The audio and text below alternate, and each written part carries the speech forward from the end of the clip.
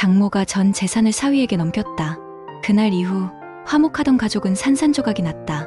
왜 그녀는 아들, 딸을 제쳐두고 사위를 선택했을까?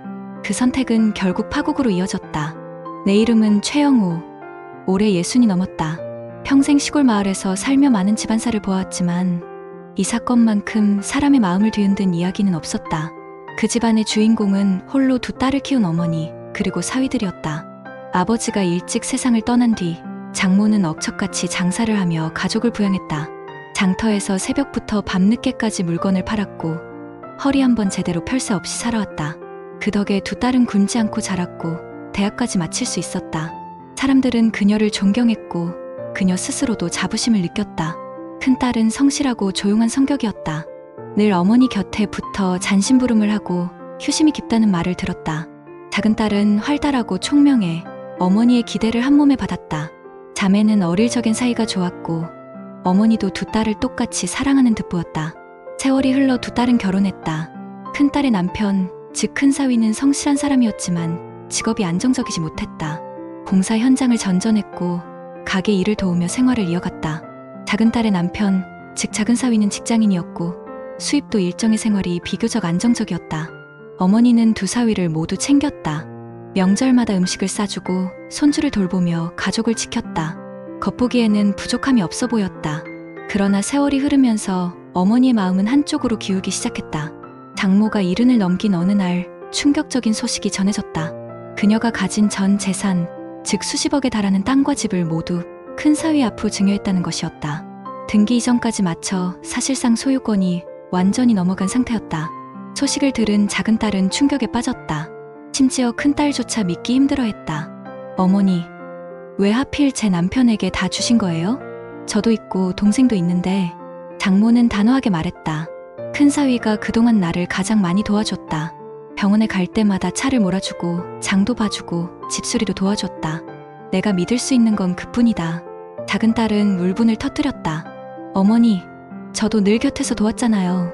남편과 함께 생활비도 드리고 병원비도 보태드렸는데요. 왜 저희는 아무것도 없는 겁니까? 장모는 고개를 저었다. 내가 도와준 건 알지만 마음은 다르다.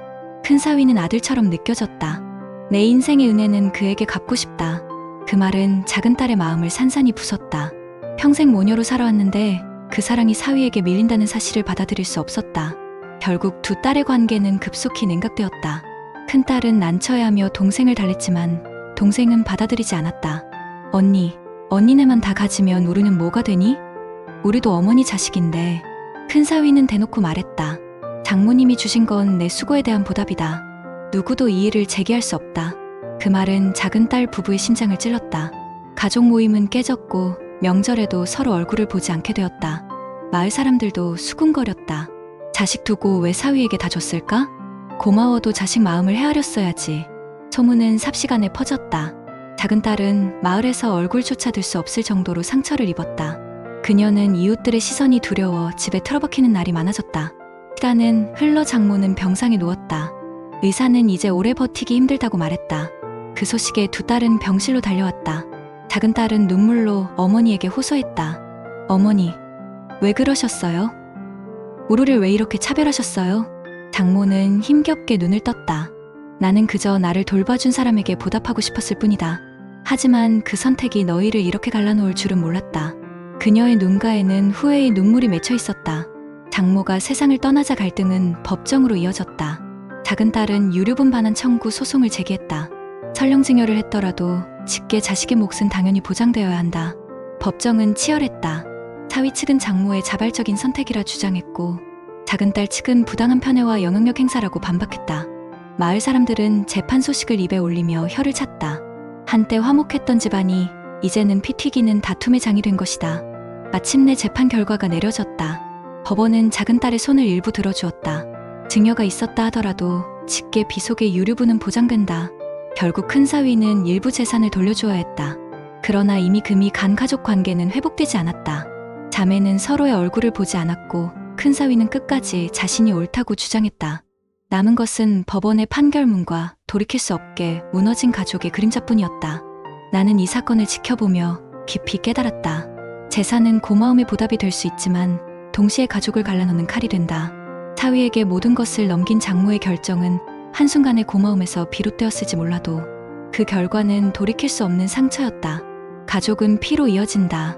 그러나 돈은 그 피를 갈라놓는다. 사랑하는 가족일수록 공정과 배려가 필요하다. 장모의 선택은 단순한 증여가 아니었다. 그것은 가족의 균형을 무너뜨린 불씨였다. 사위에게 전 재산을 넘긴 그날 이후 가족은 끝내 갈라졌다. 그리고 우리에게 남은 교훈은 단 하나다.